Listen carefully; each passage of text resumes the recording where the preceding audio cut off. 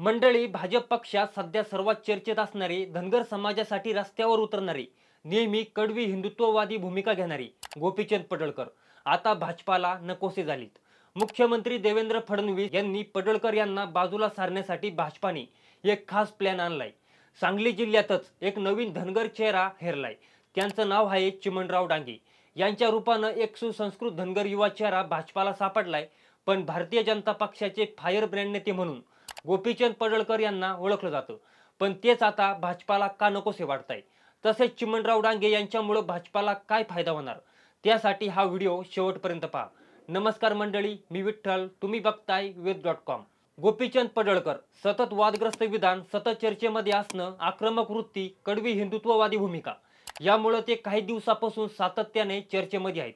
मुस्लिम समाजाला दुखावणारी विधान असो किंवा ख्रिश्चन समाजावरती जबरदस्तीने धर्मांतरण करत असल्याचा आरोप करणं असो, तसेच पावसाळी अधिवेशनाच्या दरम्यान गोपीचंद पडळकर आणि जितेंद्र आव्हाड यांच्या कार्यकर्त्यांनी विधान भवनाच्या आवारात मारामारी आणि एकमेकांना शिवीगाळ केली। त्यानंतर पडळकर यांची राज्यभरात अक्षरशः नाचक्की झाली। सभागृहासमोर त्यांना दिलगिरी व्यक्त करावी लागली। त्यानंतर फडणवीस यांनी आमदार माजलेत असा संदेश राज्यात जातोय अशी खंत व्यक्त केली। एवढं सगळं घडत असताना देखील फडणवीस हे पडळकर यांना पाठीशी घालत होते।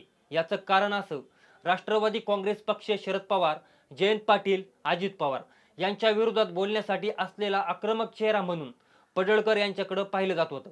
दुसरं महत्त्वाचं कारण म्हणजे पडळकर यांच्या मागे मोठ्या प्रमाणात धनगर समाज आहे। यामुळेच भाजपाकडे पडळकर यांच्याशिवाय पर्याय नव्हता असंही बोललं जातं। मात्र आता फडणवीसांनी सांगली जिल्ह्यातून पडळकरांसाठी डॉक्टर चिमणराव डांगे यांच्या रूपानं पर्याय शोधलाय।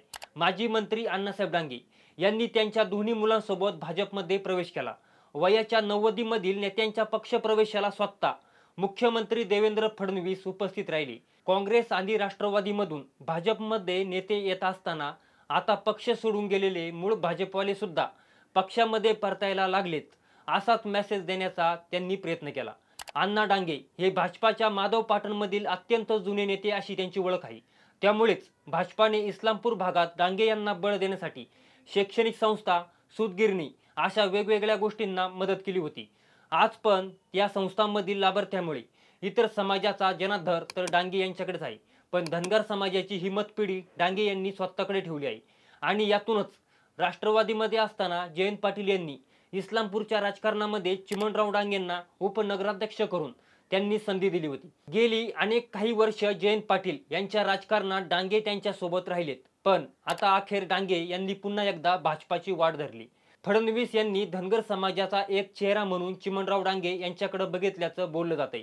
सध्या जिल्ह्यातला धनगर समाज काही प्रमाणात भाजप सोबत आहेच, पण डांगे यांच्या प्रवेशामुळे हा समाज आता मोठ्या प्रमाणात भाजप सोबत गेल्याचंही संकेत दिसतंय। असं म्हटलं तर चुकीचं ठरणार नाही। जिल्ह्यात आणि राज्यात डांगे यांच्या रूपानं एक सुसंस्कृत धनगर युवा चेहरा भाजपाला भेटलाय। त्यामुळं पडळकरांच्या मागे असलेला धनगर समाज डांगे हे आपल्या सोबत खेचून घेतील, त्याचा परिणाम गोपीचंद पडळकर यांचं भाजपमधील वजन कमी होणार असं दिसतंय। असं झाल्यास भाजपाला पुढे निवडणूक जिंकण्यासाठी पडळकर यांची गरज भासणार नाही। त्यामुळं पडळकरांच्या राजकारणावर काय परिणाम होतो हे सुद्धा बघावं लागणार आहे। तुम्हाला काय वाटतं, चिमणराव डांगे सारखा नवीन चेहरा घेऊन पडळकरांच्या राजकारणावर परिणाम होईल का? हे आम्हाला कमेंट करून नक्की सांगा आणि वेद.com ला सबस्क्राईब करायला विसरू नका।